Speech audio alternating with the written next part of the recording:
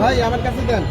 মানে কাতার করে নেওয়া আগে থেকে হলে কিছু হবে না, কিছু হবে না।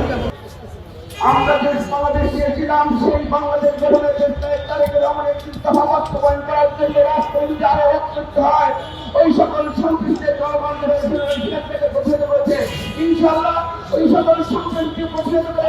আগামী নির্বাচনকে বানচাল করার জন্য, যে নির্বাচনকে পিছিয়ে দেওয়ার জন্য বিভিন্ন প্রকার বিদেশি ষড়যন্ত্রের মাধ্যমে আমরা দেখেছি কিছুদিন আগে আমাদের সহকর্মী যুবদলের নেতা গোলাম কিবরিয়াকে গুলি করে হত্যা করেছে।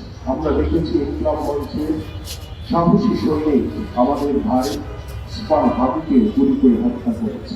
আমরা গতকালকে দেখলাম আমাদের সহযোদ্ধা আজিজুর রহমান মুসাফিরকে, যিনি শত শত মামলায় জড়িত হয়েছেন,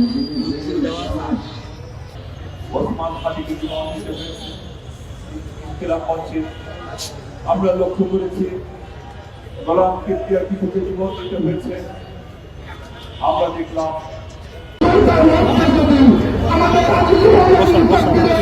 ওই ছিলেন এতক্ষণ